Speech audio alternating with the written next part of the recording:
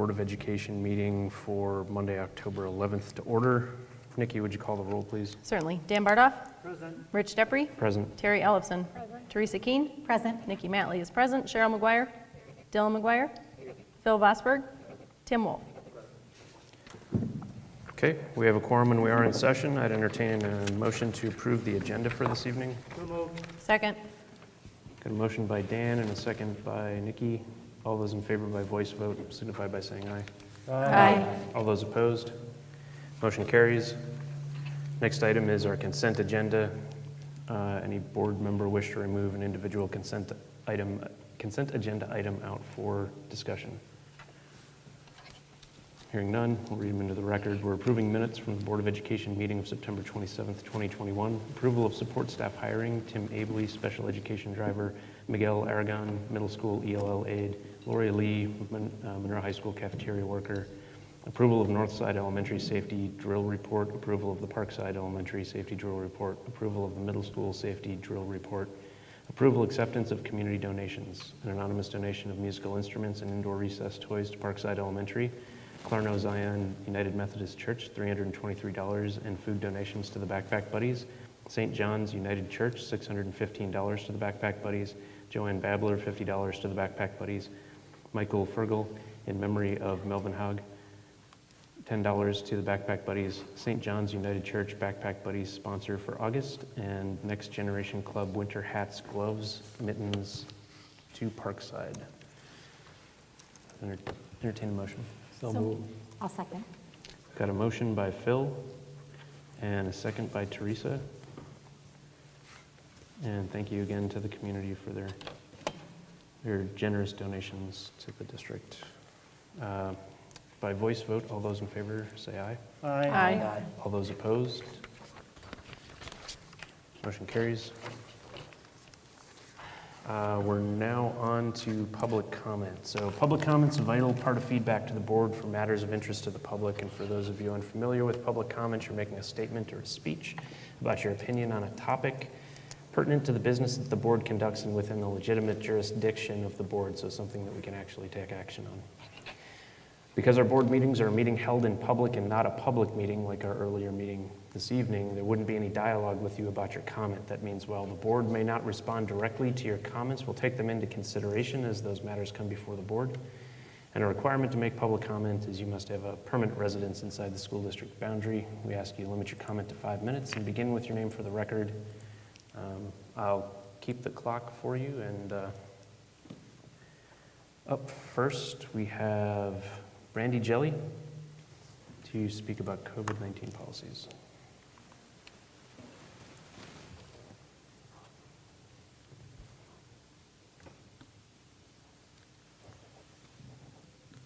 Whenever you're ready. Hello, can you hear me? Okay. Yes. My name is Brandy Jelly. I'm going to talk fast because I have lots to say.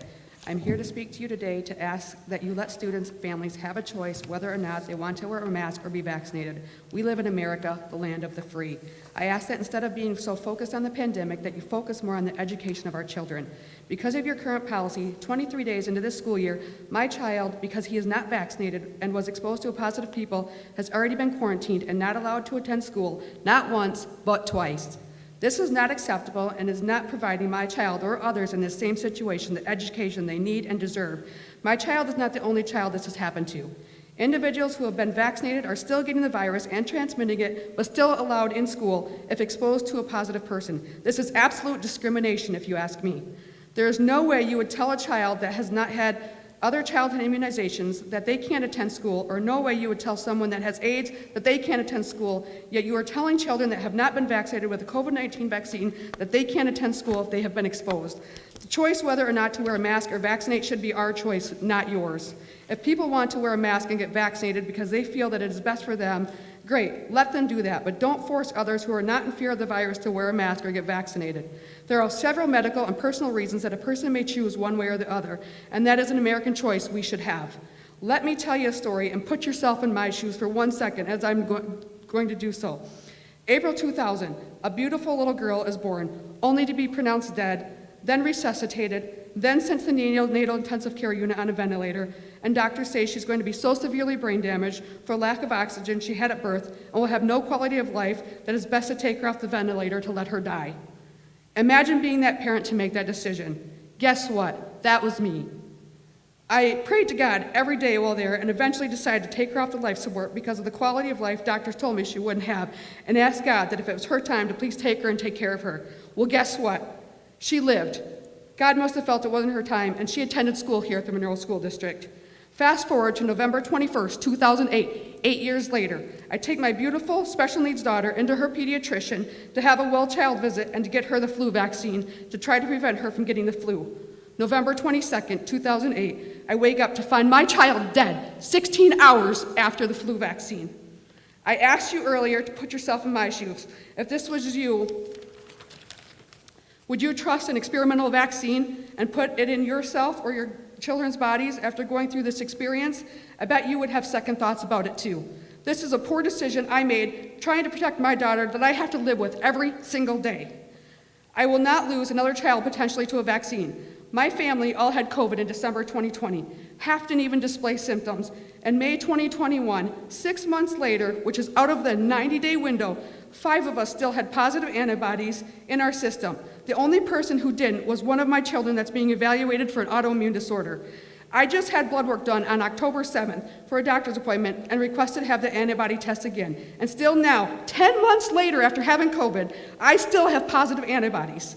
This tells me one of two things. Either I have contracted COVID again and was asymptomatic, or my immune system is doing its job. I will believe my immune system is working properly because the fact that I may have contracted COVID again is very unlikely, since I have to test for COVID every week at work and my tests have been negative. Our bodies are using our natural immunity, yet that isn't taken into consideration when deciding if a child can or can't attend school if being quarantined. My children enjoy going to public school and enjoy interacting with their friends, yet you're telling them that they can't do that if they have been exposed to the virus unless they have a vaccine. It is up to you as the Board of Education to find a solution to be able to educate our children despite the COVID virus and not be kicking children out of school because they have been exposed and not vaccinated. That is not the correct solution. I ask you, how many times have you taken your children to the doctor and the doctor tells you it's a virus, it needs to run its course? Well, this is a virus too. It is real, people do and are dying from it, but guess what? People die from the flu every year amongst several other illnesses. We aren't flashing those numbers in front of people to scare them. It is up to us to protect ourselves however we feel we need to do that, but shouldn't have others telling us what we need to do. These poor kids have been put through enough and are struggling with their educations and mental health, and we need to find a way to keep them in school, mask, no mask, vaccine or no vaccine. They are all entitled to the same education, which is not what is happening with the current policy you have in place. Bottom line is that you are never going to please either side no matter what you do, so you just need to stop and say we're going to provide an education for these kids, and it's up to yourselves to protect your children however you feel is appropriate. If you choose not to protect your children via mask or vaccine, then you know what the consequence may be. You guys have a tough job and have been put in the middle of both sides, when really, if you just let people choose for themselves, then you can focus on other important Board of Education issues. Kids attend school every day with other viruses and illnesses that are communicable, such as the flu, strep throat, colds, etc., but you don't focus on quarantine and secluding those individuals, and you need to stop doing that with the COVID-19 virus. I leave asking you to think outside the box, stop taking children out of school, and possibly look at if they have antibodies from having the virus in the past. Some may argue that we don't know how much antibodies one has in their system, but we also don't know that with vaccinated individuals either, because they are still contracting the virus even though they have been vaccinated. Maybe consider rapid testing or only masking those that have been exposed rather than sending them home, resulting in a lack of education and adding stress on households. Thank you for your time.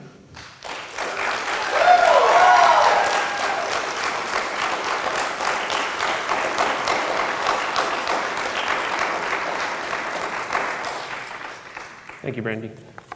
Up next, we have Gail Buell.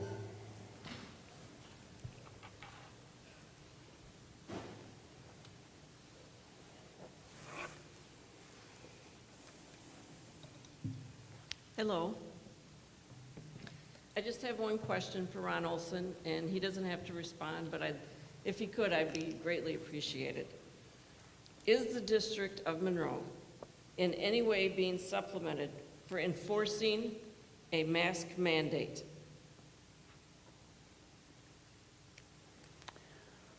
According to my research, it's been 3.3 million. Can you tell me that that's not true? We typically don't. We can respond in the agenda item. We can respond during the agenda item if that's, Respond later? yep. Do you have any Okay. additional questions? My second question is, can you please tell me how many active cases are in the elementary schools right this minute of COVID? Can answer that in the agenda item. Okay. There's less than 5. Okay, and I thought that this was about numbers, but we're masking everybody in the elementaries with 5 cases in 3 schools, and how many students is that? I just want to say that I work in an elementary school, and those kids hate those masks. If you saw how filthy they are when they take them off to eat, they're inhaling more dirt than anything. And the people that work in elementary schools should have a choice if we can wear a mask or not. I hope this doesn't jeopardize my job. Thank you for listening.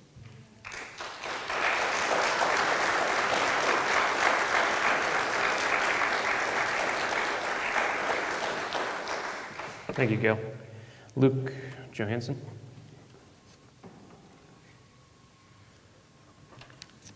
So I want to say a couple of things directly to the board. First off, I have greatly appreciated your communications through this whole process, coming back to me as a parent, especially of an elementary child. I have really appreciated your thoughtfulness in looking at policies and adjusting accordingly based on the demands that are out there. The policies that you have made do seem to accurately reflect the recommendations that have come out from every single professional organization who has put out a recommendation for disease mitigation. This would include not just the standards that everyone talks about most of the time, CDC, World Health Organization, and so forth, but also places like the American Academy of Pediatrics, UW College of Pediatrics, Children's Hospital Milwaukee. Pretty well everywhere that we take our children to, all of those pediatricians and healthcare providers are trained in these institutions and have put out the same recommendations as you are following. And so I appreciate you guys all following the evidence as well as you do. And I would encourage you to continue following those same recommendations that are coming out from all these professional organizations. And I encourage you to continue the appropriate mask mandates that are out there, especially for our children who are under 12 years old and do not have the opportunity to receive a vaccine as of yet. From what I have been reading and paying attention to, it does look like the Advisory Committee on Immunization Practices, also known as ACIP, which is a part of the FDA, will be meeting on this topic scheduled for October 26th. Should be shortly thereafter, where the CDC will be meeting to provide final recommendation, and hopefully a vaccine will be available to our most vulnerable population right now, being our children under 12 years old. I guess I will take further comment later. Continue the excellent work that you are doing. Thank you.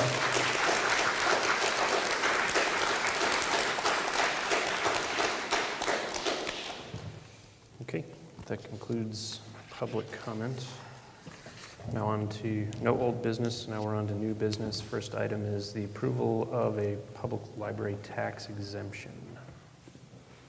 All right, so the school district of Monroe is one of the few districts in the state that also operates the public library. Most public libraries are part of a consortium of various libraries in a given region, and often they're part of county taxes or sometimes municipal taxes for cities. School District Monroe is one of the few districts in Wisconsin, not the only one, but one of the few that also operates the public library. And every year we get a public library tax exemption number from the state that basically lays out some of the parameters for taxation relevant to the library. So I'm going to turn this over to Ron if you want to give a brief description of what's associated with this, because the board does have to take action on approving the public library tax exemption on behalf of the district. Yeah, so basically what's happening here is because We do, as Rick said, our school district operating the public library under, they have their own library board, but basically the levy is set underneath the school district's parameters. We are then taxing individuals from throughout those municipalities that are part of the school district of Monroe to be part of the Monroe Public Library. As long as our levy for the Monroe Public Library equals and exceeds the cost of what other municipalities are paying to Greene County for library services, those municipalities then get an exception, so that they're not also then having to pay into Greene County in addition to paying into the school district of Monroe. So what the exception is really saying is this is a way so that those taxpayers who are paying a portion of the Monroe Public Library through the school district of Monroe aren't also being taxed by the Greene County for the public library system. So what we would be looking for is a motion and a second by the board to approve the 2021-22 public library tax exemption. It follows the same fiscal year as the school district, correct, Ron? So moved. Second. Got a motion by Phil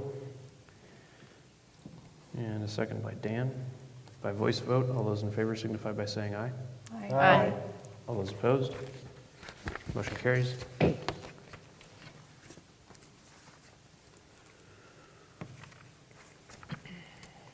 Next item is item B, approval of a Start College Now application. Yeah, so Start College Now is the current title associated with allowing high school students to take up to 16 credits of post-secondary work.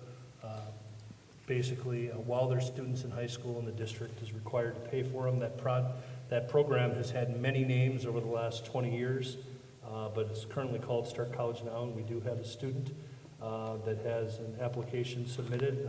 The application is properly filled out, and all the courses she's requesting are courses that we don't offer, and we would be looking for the board to support her recommendation as recommended by Mr. Jackson, the high school interim principal. Okay. Any discussion or questions? And in the motion, you don't have to state the student's name. Yeah, we omit their name, We just correct? indicate that the application is recommended by Mr. Jackson. Okay, I'd entertain a motion. I'll So- make a motion to approve the Start College Now application as recommended by Jeremy Jackson. I'll second. Got a motion by Teresa and a second by Nikki. Be great to see a whole lot more of these. No kidding. By voice vote, all those in favor say aye. Aye. All those opposed? Motion carries. Next item is a discussion on potential action on our COVID-19 quarantine protocols. Okay, do you want to indicate why this was placed on the agenda, and then we'll initiate discussion? Yep, absolutely. So we had a concerned citizen reach out to a board member and ask about a specific scenario for quarantines that wasn't discussed by the board at a previous meeting.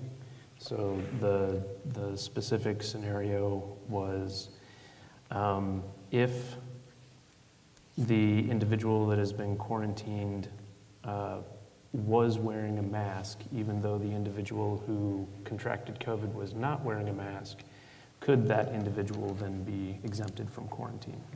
So we didn't talk about that specific use case. So I wanted to bring it back to the board so we could have a quick discussion about it and decide if that was a modification we wanted to make to our quarantine protocols. So I think what we probably should do is we'll address the quarantine issues, and then associated with the quarantines, then we might be able to answer some of the questions that were brought up during public comment related to COVID-19, because that is also part of the discussion on COVID-19. It can relate to the quarantine protocols, so I think we can do that. But let's start with this quarantines. So right now, just as a review, 14-day quarantine would still be possible, but nobody really does it. There's a 10-day quarantine, and then you can return after 7 days if you get a negative test on the 6th or greater.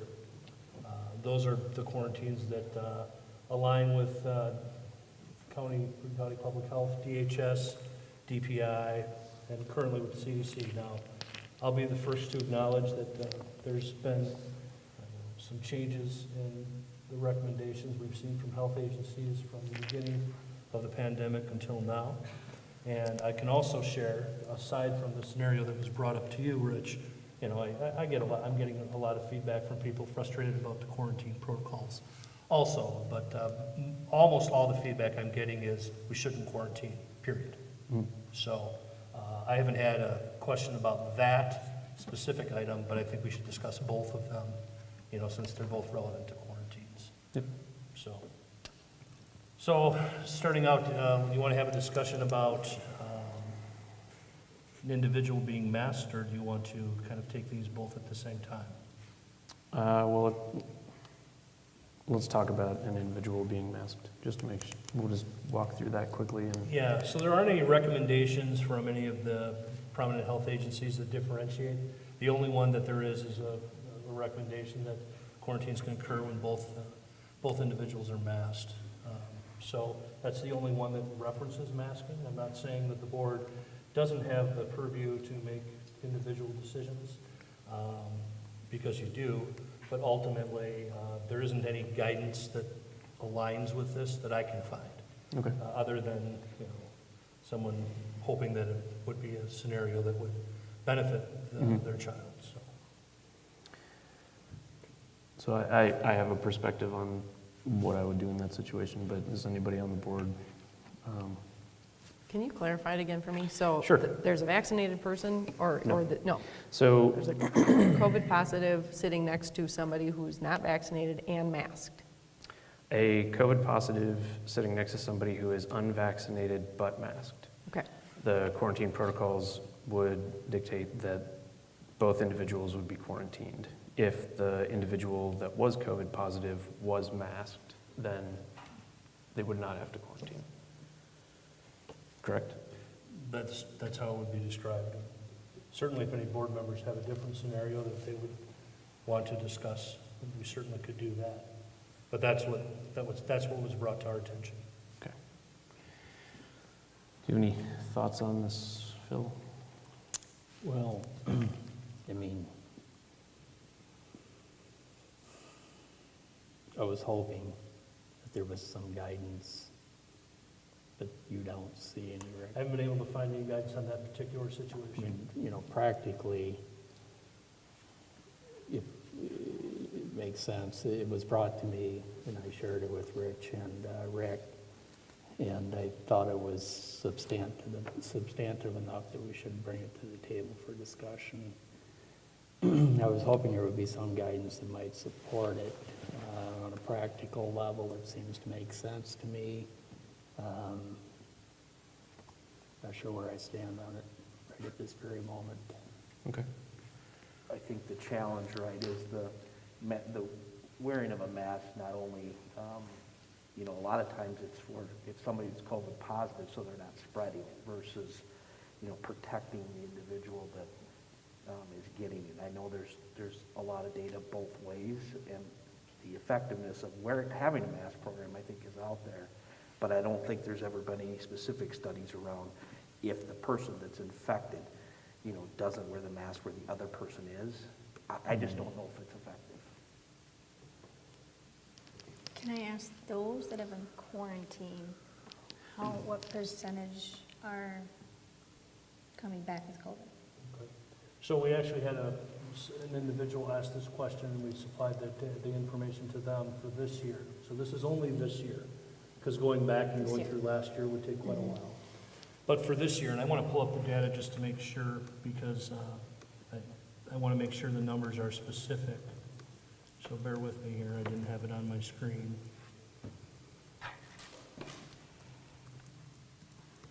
So in the high school, we have approximately, I apologize, I'm trying to open and close a window here.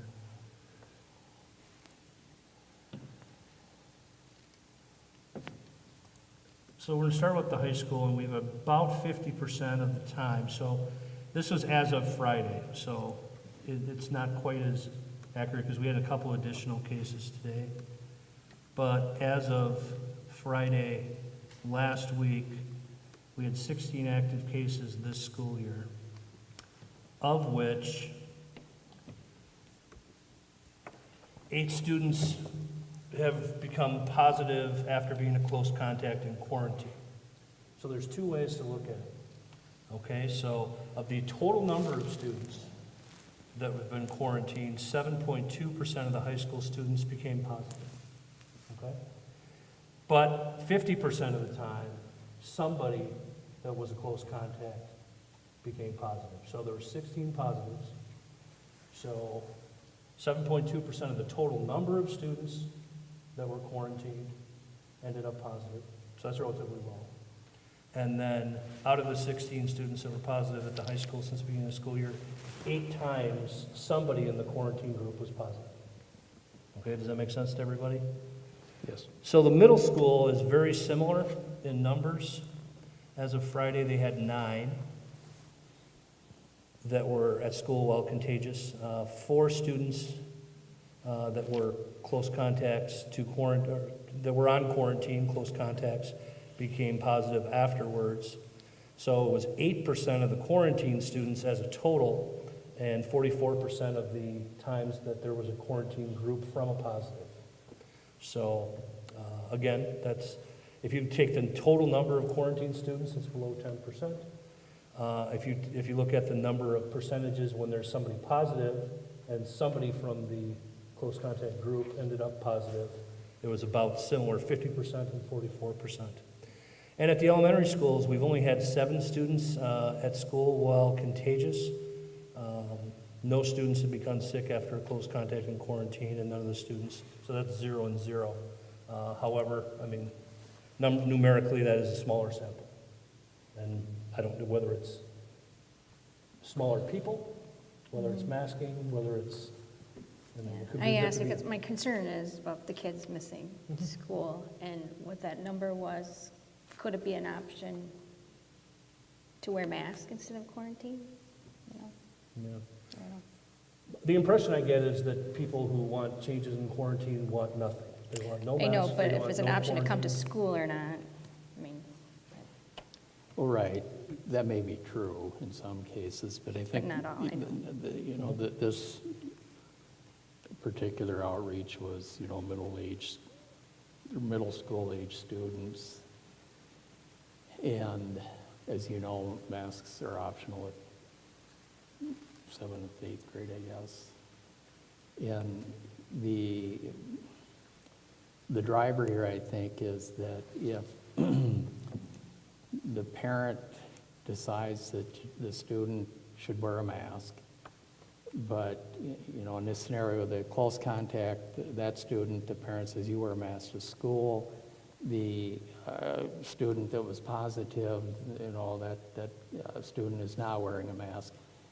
The parent of the student that's the close contact loses control. And that's the driver. I mean, they can choose to send their child to school wearing a mask. And if we make the change, then they're not subject then to the whims of other parents and do they mask their students or not. So they are choosing to mask. They are exercising their right as a parent, and they're not at the mercy of what other parents may choose to do or not do. So it perhaps is a way to allow choice, but more importantly, control of their child, and whether they can be in school or not, because the online platforms, the virtual platforms are not what they were last year. That's by design, that's by choice. I agree with that. But it's a little tougher for kids that are quarantined at home to keep up with school. And it puts more burden on the teachers too. You know, I think that's important. So I mean, that's the thought that was brought forward. Well, I understand that, and I also understand, I mean, not only we have some students that have been quarantined twice, but a couple, 3 times. Yeah. And I do worry about the amount of time they're missing. The reality is this, though, and this is where I run into basically, conversational dead ends, is there's nothing to say that, we don't have any recommendations that support it from any health agencies. There's no school district in Greene, Rock, Lafayette counties that have no quarantines, which in essence is what people would ask for. I mean, I understand what you're saying about masking, saying that to avoid a close contact quarantine, would you mask? My guess is, and I don't know specifically, but I think there's a lot of people who feel very strongly about masking. They've already made that choice and they're going to say no. So, I mean, that's kind of the perspective I had coming into it. And I do understand the rationale as far as, trying to provide some ability to protect, especially for, I do feel for students who've been quarantined several times. It's very apparent that you're not going to talk to people and get them to kind of change where they are on vaccinations or masking, right? I mean, we've been at this for a while. People are where they are. But I also do get frustrated when people say, well, just make the change. Well, if it was such an easy thing to make the change, wouldn't everybody have made the change? And right now, we have a whole bunch of districts that aren't making the change because we do have times where the numbers increase. Now, the reality is things have been going pretty well since the first week of school. First week of school, we had 16 to 18 cases every day. It's come down quite a bit. We're averaging about 10. I think we're at 10 today. For a district of our size, those numbers are pretty good. And I think that should be commended. But, it's a complex issue that people want to simplify because they have a strong opinion, and I understand and respect that. But, I think that the conversations we've had about this many times are, we've looked for less restrictive quarantines, and we've gotten to the least restrictive quarantine we can come up with. The only other quarantine that anybody in the region's doing that has no science behind it is testing people who are close contacts right away. Like, you're a close contact, we're going to test you tomorrow. When your results come in, you can come back to school. Well, you're dealing with a 2 to 14-day incubation period. We do have one, since we went to the 7-day quarantine, and as you guys remember, that was only 2 weeks ago. We've had one student on a 7-day quarantine become positive after they came back. So not frequent, but we can't say it doesn't happen. So, I guess, there's options, but I don't think there's any options that the board has that there's a recommendation to accompany them. So, I think one option would be what we talked about, Phil, and that would be saying that if you want to come back, you can come back with a mask as a close contact. Another one would be, Broadhead does what I talked about with testing. That's the only district, and again, some of the districts that are testing in school, the testing protocols and materials haven't come as quickly as was promised. So I'm kind of glad we didn't go down that road as far as in-school testing, because the districts that have been doing it, I haven't heard a lot of very good things. But it's, let's face it, it is pretty easy to get a test if you want to. And I suppose that could be an option too.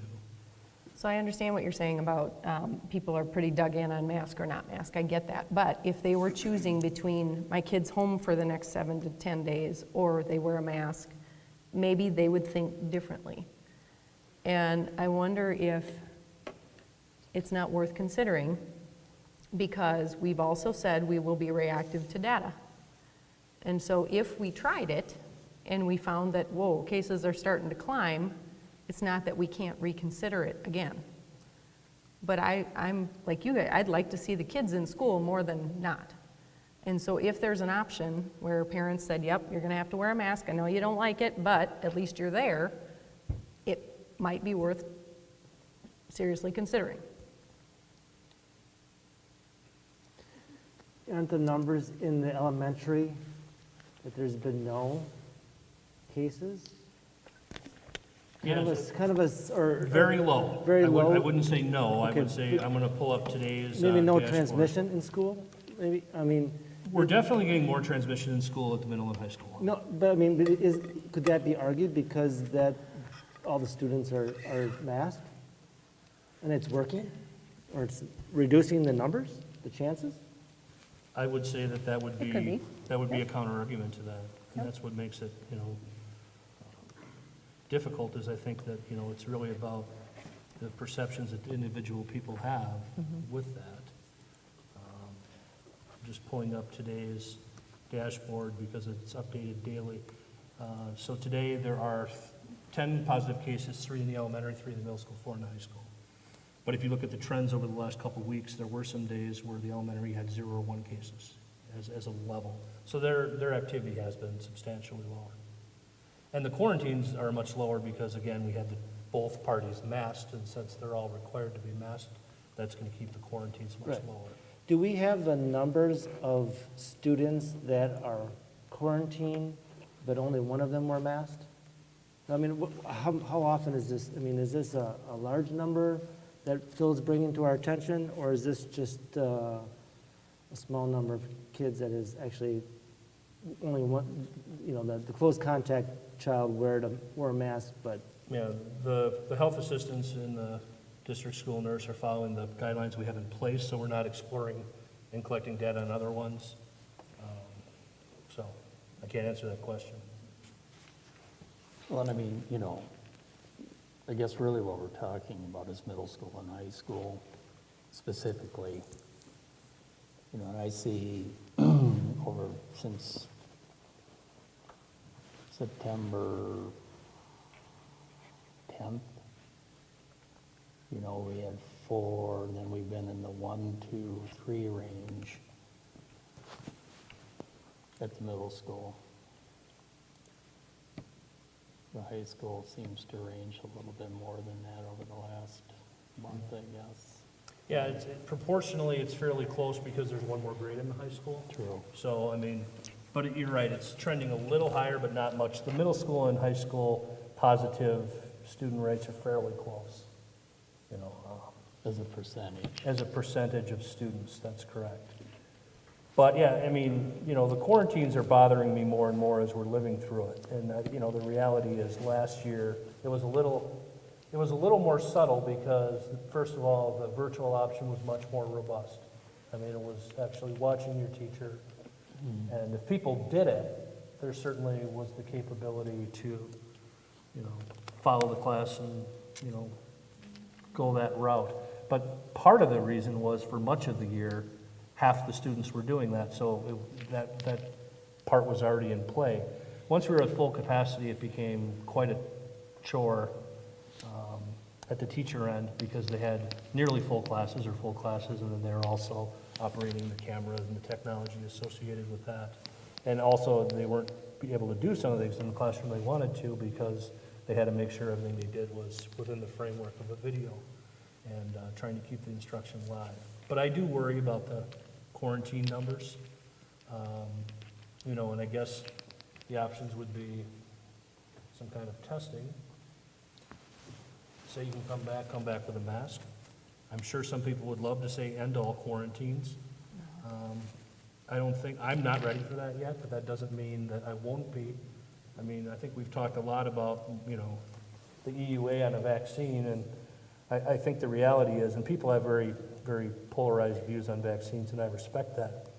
But at least at that point, everybody has a choice. It's not fair to say that there's a choice now when people who want additional protection of a vaccination don't have it available, because then there isn't a choice. But I think once there is a choice in play, then I do think that, it truly is at that point, because we do need to move forward at some point. We do need to try to get as many kids in school as possible. And I think there needs to be some point in which we at least try it and monitor the numbers.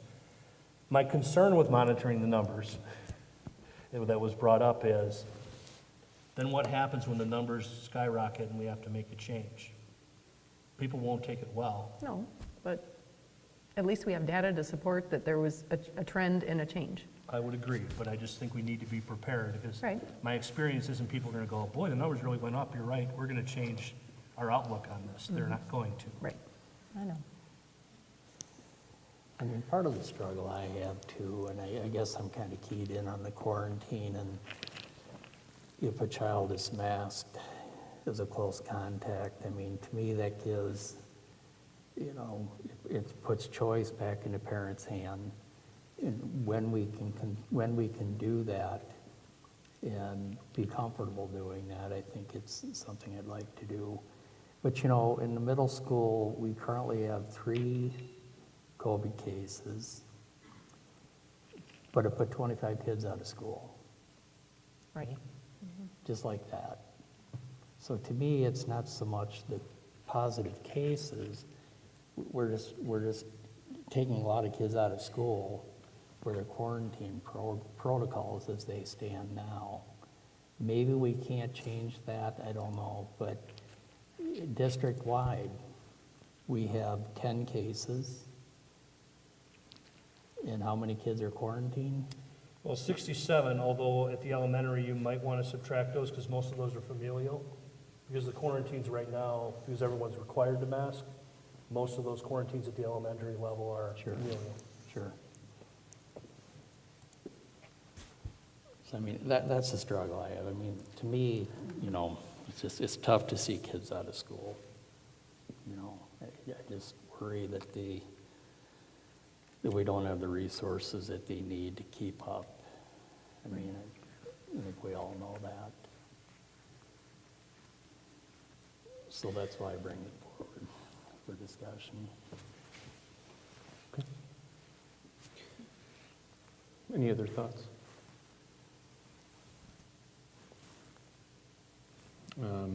So I guess I would have a hard time supporting making a change to the quarantine protocol that simply said, if you were considered a close contact, but you were wearing a mask, that you could come back. I don't know that aligns with the way that I understand that masking is most effective when everybody's wearing them. Your mask is protecting others, it's collecting viruses that are hitching a ride, along with whatever else they need to, they get captured in the mask. So wearing a mask is protecting other people by containing the virus. So if you were a close contact, somebody tested positive and had COVID, but they were not masked, even if you were masked, I think there's a much higher chance that you would have come in contact with something that could result in you being COVID positive as well.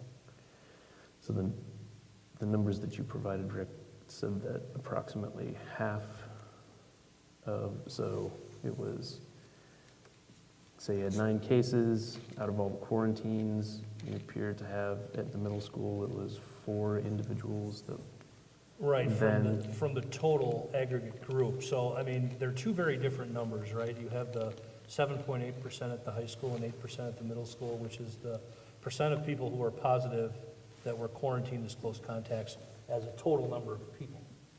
But then you have of the number of times that a group was quarantined, when did somebody in the group end up positive? And yes, that was 44% at the middle school and 50% at the high school. I'll be the one to tell you that I think that the smaller number means more to me. And I'm pleased that the number is that low. And that gets me to thinking about, you know, we talked about off-ramps with masks at the last meeting, and I'm starting to think about, well, what's an off-ramp for quarantines? But I also feel really troubled when the only off-ramp for quarantine that people want to discuss is just ending them. I mean, if there was great wisdom to that, then it would everybody around us would have already done it, or at least somebody would have done it. And, you know, I think there are very few districts and even private schools that are doing that. Edgewood, they're in Dane County, so that's a little bit different. But even our local parochial school where my wife happens to teach, they're following our protocols, you know, and it's out of an abundance of caution. So, I mean, I do understand. I mean, I'm with many of the people in the room that are looking for, you know, when is the off-ramp that we try something different with quarantines? But if our only off-ramp is no quarantines, then I think we're we're certainly taking a risk that we don't know what the outcome's going to be. We've never had no quarantines, so, you know. But isn't this kind of a meet in the middle, kind of an off-ramp? Like, I I wouldn't mean- say that it isn't. I mean, Okay. I do see that, you know, it's kind of a, it's an option. But again, I just, you know, I think that if the proposal's to say that somebody who is a close contact can come back if they want to masked, I think all we're going to have is the next meeting, people telling us, well, that's not good enough. You know. Because I mean, I have lots of conversations on this. And, you know, the reality is people are where they are. And, you know, I don't think we don't have anything to apologize for because we're an outlier of great caution. I mean, I think that we've, you know, tried to reach the most workable middle ground we can amongst people who don't believe there is a middle ground. And I'd be willing to try something and follow the data and see what happens with it. But I just want to make sure that we understand that if we do that, there really isn't any like recognizable quarantine protocols recommended by any health agency that would support it. It would just be a trial. I mean, it would just be, we can try this and see if it gets more kids in school and our numbers don't go up. I mean, there's no real science to it other than that. I guess as I'm sitting here thinking about what people are saying too, I'm inclined to agree with Rich and I don't want kids quarantined. I want kids in school 100%, absolutely. But I also think we just made some changes to what we did in accordance with what your recommendations were based on, you know, what the recommendations were. And I think that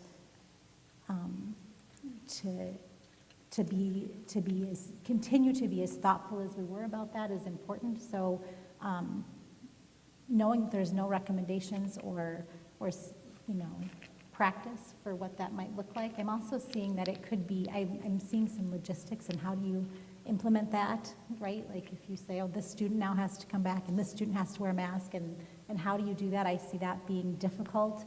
But certainly I would like to know, you know, in the future what potential off-ramps might look like or what those might look like. So I think certainly we should entertain those when it's appropriate. But I would agree with Rich at this point. I think to put all these different things in place, I don't know that makes sense. We just, like I said, we just added some new ones the last time that I feel good about. So I guess that's where I'm at as I'm thinking through this. Okay. All right. Anybody else want to weigh in on that? I would be in consideration agreeing with Teresa that our children, whether it's pre-K through 12, any way we can get them in school more off of quarantine, I would think about looking into coming back as a masked individual to get them back in school. That would be their parents' choice to either keep them at home or send them back masked. But I think we take a sharp look at the data and go correspondence with that. Yeah, one of the concerns I have is I don't want, you know, if we go that route, and, you know, I hadn't really thought of it in the same way that it has been described to me this evening, and as it's been described to me, you know, I do understand why some people like that option.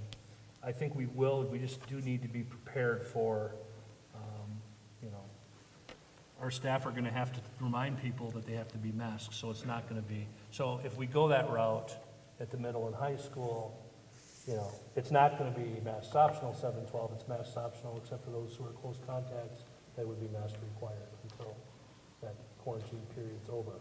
So the board, if a majority of the board wanted to do that, you know, by making a motion second, having a majority of the board vote on it, then we just have to be mindful that, you know, I'm sure at some point I'm probably going to get concerns about, well, this teacher told my child that they're supposed to be wearing a mask. Well, Yep. Yep, I mean, if you they're go gonna that be route, here, if that's, I mean, that's the. right. But I think maybe some would be willing to send their kid masked instead of keeping them home in the virtual environment we're in. And is that something that's manageable for staff? I think it's manageable when our numbers are 10 district-wide. I think it starts to become challenging if we get to 50, or some high number. The highest number we've had this year is 18, and I still think we could manage it in the teens and maybe even 20s. But I think you start creating these lists, and, our teachers work hard, but, you have to think with some of this stuff that, the teachers come into school and they check a quarantine list, and they have to check it daily, right, to see, if a student comes to their class who's not supposed to be there, and some do, and we send them home. But, it's another additional thing for them to look at, and then we would have to have another column of students that would be required to be masked. I mean, that's the only way we could do it. But to your point, if numbers are getting that high, then maybe we have to reconsider the choice we made. But at least now we have data and we have some historical, what's this look like, to lean on. Versus just, Well, we can look at specifically at those students and see what right, happens. Yeah, we certainly Right. could. I mean, and like I said, I think that, there are some districts that are testing students much earlier than the 6th day. Not many. I mean, I know of one in the region. And I would say that the numbers aren't substantially different than ours proportionally, as far as we have 2,300 students. And, but, certainly that is one option. There's another one option would be testing other than masking. And then, of course, the third option would be just to end all quarantines. But to my knowledge, we would be the first. I'm not there yet. Lafayette, Rock, Green. And I know that, and I'm often told, well, you should be. If you were just doing the right thing, you would be the first, and then others would follow. And I'm hearing what they're saying, but that doesn't necessarily give me comfort in trying to manage, because right now, I mean, again, we've been able to keep, our numbers of active cases pretty low. And during a time where some districts have had to go virtual, if you look around the state, some districts, they're small districts in rural places, have had to go virtual for 2 weeks or 3 weeks, and that's what we don't want to do. And in those cases, Rick, I mean, it would be true to say 50% of the time of the group of people we quarantine, we'd be sticking somebody positive back into the school. Right? Somebody in that pool. Somebody in that pool, we would be putting them back into school when they're positive. Right, 7.8% of the individuals, 7.8 to 8% of the individuals, and our current numbers would say about half of the pools. So for every positive case, You'd be half the putting time, half somebody the would time be you'd coming put back. them back, Yeah, that is correct. I was opposed to this concept of allowing people to come back with a mask until tonight, after some of the discussion, even though there's nothing to support it health-wise. I mean, if we wanted to look at it at a trial period, I wouldn't be opposed to it. Ultimately, you decide as a board, I don't.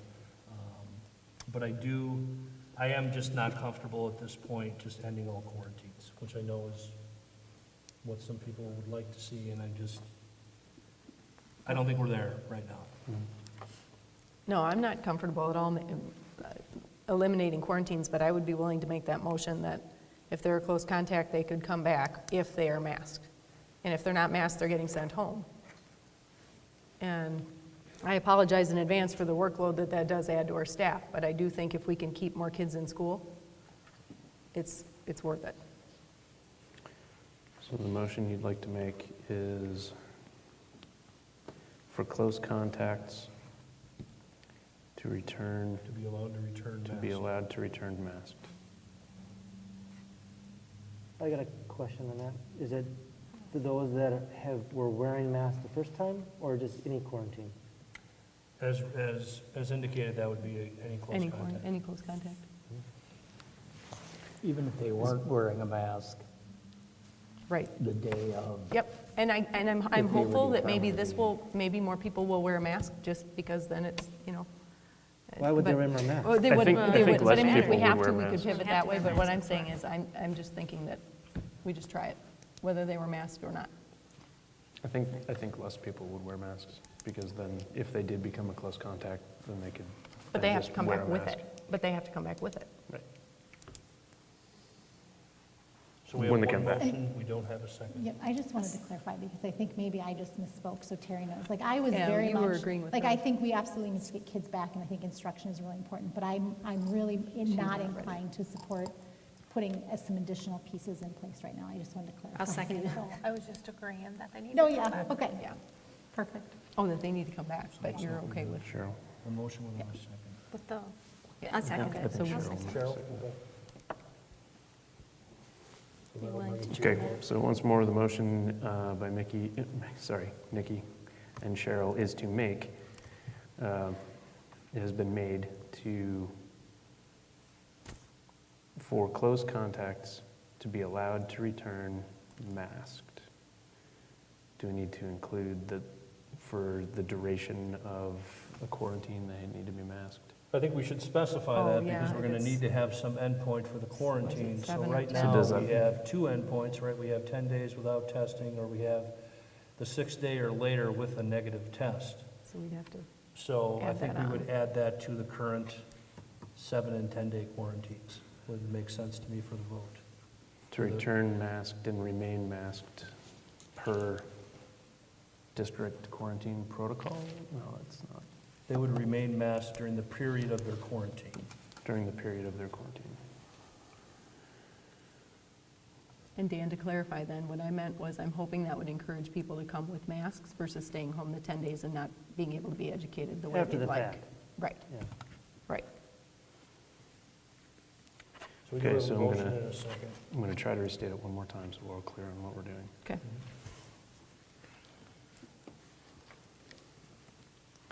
Is there The a motion- discussion, Rich? Is there- Rick, I know you said tonight was the first night we'd consider something like this. Are you making a recommendation or not, or? Well, I can't recommend, I mean, I have trouble recommending a quarantine protocol that there's no evidence or nobody recommending. So, so I struggle with that, right? I understand the concern of people who don't have their children in school and want to have them in school. Certainly, we've used, responsive judgment as we've gone along with this many times, and we've changed course. So I'm not opposed to it if it's the will of the full board. As far as my recommendation's concerned, I mean, I don't necessarily recommend the practice, but certainly I think that we can implement it, and I certainly am willing to monitor it. In the end, I'm just going to share my personal perspective as a person who has lots of calls about this and lots of emails.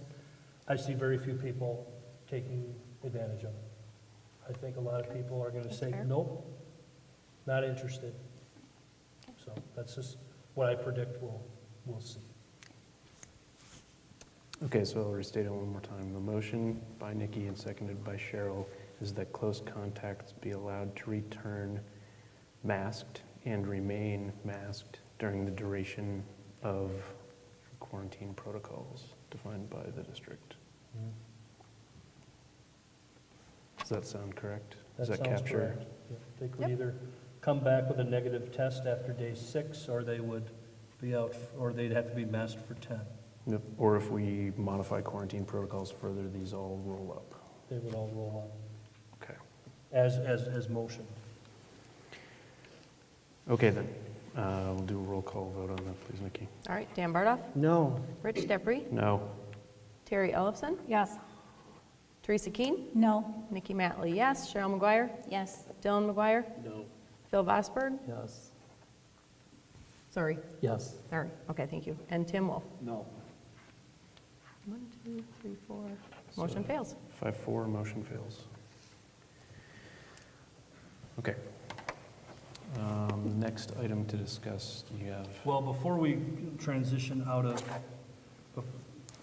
is this what you're, the item in red? Is that- no, I was actually referring to the public comments and the questions Okay, related to yep. COVID.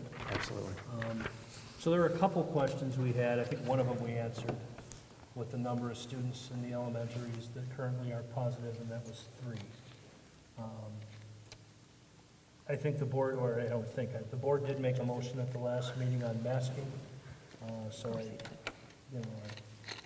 I think that was pretty clear, and I don't think those numbers have changed much. So we're probably looking at reevaluating that if and when there is emergency authorization use. But Mr. Olson, somebody mentioned that the district was receiving money for masking protocols. So you want to answer that question? Yeah. There's basically been 3 pools of allocations of funds from the federal government. The first one, CARES was actually the name. Much of it dealt with the employer benefits and continuation of pay that applied to a number of employers across the nation. But a part of that funds was for public schools, and really the funds were basically to get us prepared to try and reopen schools and come back in the fall of 2020. Those funds followed the Title I funding formula. It was approved by our legislator to follow the DPR, the federal guidelines for that. And basically the Monroe School District received $245,085 of those funds. Those funds predominantly got used by us and many other school districts for PPE, meaning cleaning supplies, cleaning equipment, plexiglass barriers. Some of the funds were for masks. But in no way and in no case when we claimed our funds did we ever have to assert that having children masked or not masked was part of our protocols. That wasn't a part of the agreement. It wasn't something that was asked. In our case, we've actually claimed all but $51 of our $245,085. We did that in the last school year. And again, it wasn't a requirement to get those funds. The second pool of money, I believe it was ARPA, but in the school world it gets called ESSER II funds. Basically, again, much of the funding was based upon Title I funding, and for the majority of schools in the state of Wisconsin, we followed that formula, and the federal government basically said, if you qualify, you get this much per kid, and this is your allocation. In the case of the school district of Monroe, that was $951,213. There were 174 school districts across the state of Wisconsin who don't get Title I funds. And with that, the initial recommendation from DPI was that they get their funding allocated the same way that the rest of us did.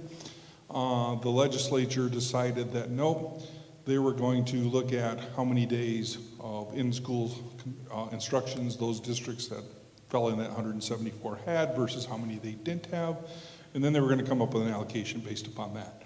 So they're still working through that because all those districts are still having to put in how many days they were in school, how many days they weren't, and then they got to still figure out what the allocations for those districts are. In our case, we had the allocation available to us.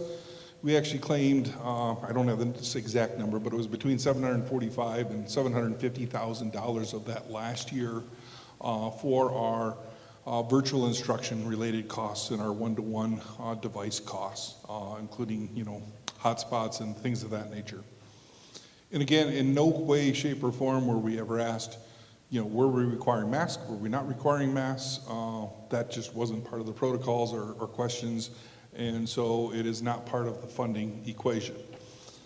ESSER III is the latest funding that got passed in the spring. In our case, we know that our allocation is going to be $2.1 million based off of our Title I enrollments, and so that's what we know we're going to be getting. Well, we don't know exactly what the rules are. The state has actually applied to the federal government for their approval. They're waiting for that approval. They think they're going to have it any day now. They thought they would have it by now. They don't. The last I heard just last week was that we can expect hopefully to get some of the rules and guidance for that program finalized as soon as the end of this month. And then that by December we can start laying out or providing our plan for how we're going to utilize those funds and begin the claiming process on those funds. Those funds are actually available for 3 years. So they're available for the 21-22, 22-23, and 23-24 school year. I think at one time early in the process, I'll be honest, I think someone did say that they thought that they might try and tie that to CDC guidance. I haven't heard that the final rules when they come out are going to say that in any way we have to follow CDC guidance. I can say in the state of Wisconsin, we have districts who are mask optional, like we are for 2 of our buildings. We have districts that are, or counties that are fully masked, and we have some districts that haven't been masked all year.